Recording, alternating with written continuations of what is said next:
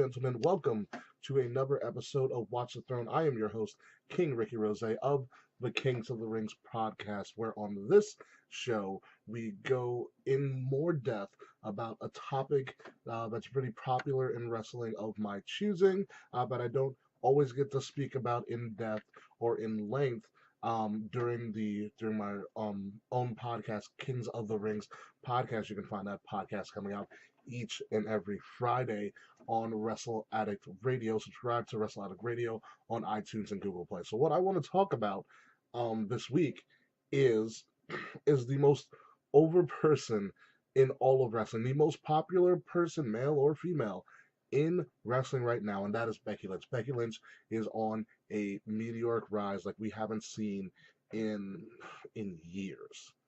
Seriously, we have not seen anything like this in years. This is different than the Daniel Bryan. This is different than a Kenny Omega. This is a very nostalgic like rise where she's having these iconic moments, and they just keep coming and coming and coming. To happen iconic moments like this don't happen so rapidly in someone's career. Austin didn't have that many iconic moments. The Rock didn't have that many earth-shattering iconic moments, and within the span of I don't know 3 4 months, Becky Lynch has had iconic moment after iconic moment after iconic moment. She went after Charlotte at SummerSlam after she lost the match, which ignited everything. She has a match of the year candidate at Evolution a couple of months later to win the title or to retain the title actually.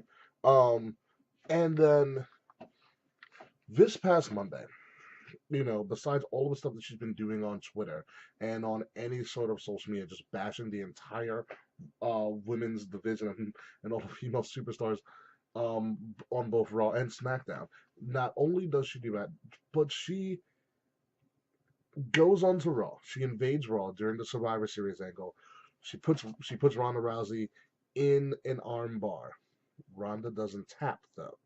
Remember that. Ronda never tapped out. She then goes to the ring and she leads the invasion charge for the SmackDown women. We'll get back to what you think I'm going to be talking about because we are going to be talking about that moment. Nevertheless, she gets bloodied up because of the moment we're going to talk about, and she ends the show. She gets the loudest chants on a show that she's never on. Her theme song ends Monday Night Raw. A SmackDown Superstars theme song ends Monday Night Raw. She has a moment that is like the Stone Cold Steve Austin bloodied up moment where she became a star yet again. She fought through what we now know is a broken face, legitimately, and a concussion, and she went through all of that. And rumor has it that after she got hit by someone we will be talking about later, after she got hit, she doesn't remember the rest of the segment, which is kind of crazy because she hit all of her spots that she was supposed to hit as the clock struck 11 o'clock on the East Coast. She finished everything perfectly, which is wild and a really, really interesting way to see how the brain and long-term memory functions. But that's another story and another topic for another time. But let's get back to this. She finishes that.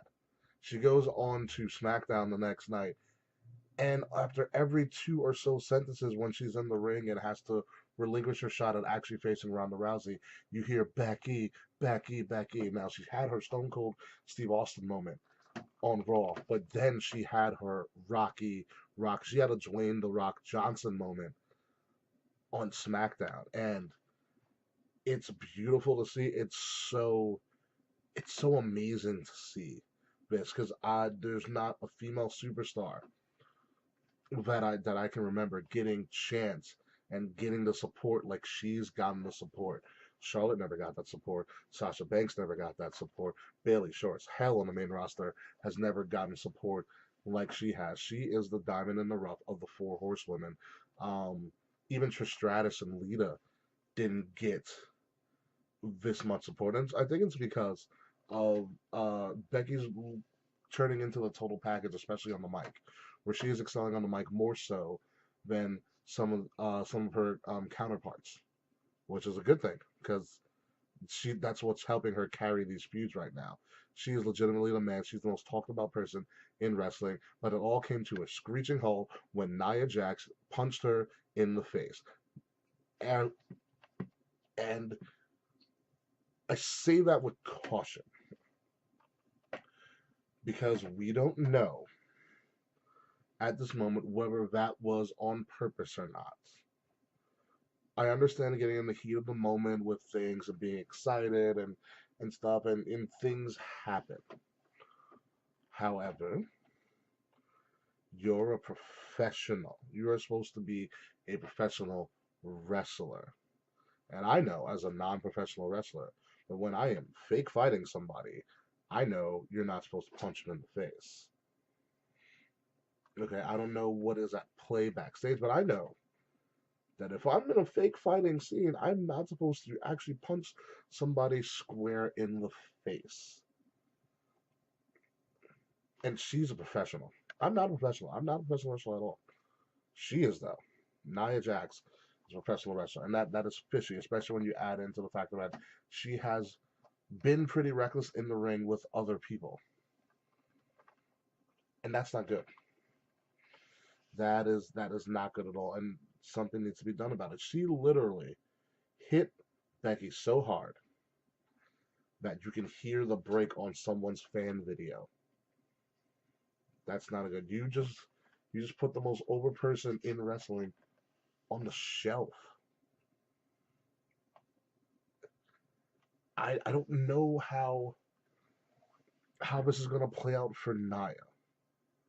It's looking pretty ugly for her right now. You feel like she has something that she's really nice. She seems pretty cool, but now you're seeing this uglier side of Nia, and it's not good. This reminds me of when JBL took matters into his own hands against the Blue Meanie on ECW One Night Stand and bloodied up the Blue Meanie. That seems very similar. It's hard for me. It is really hard for me to defend Naya and say this was an accident.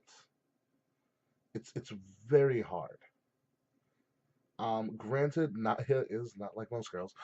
She is bigger. She does pack a punch, as you all see. But I mean, even in football, you're always been told see what you hit.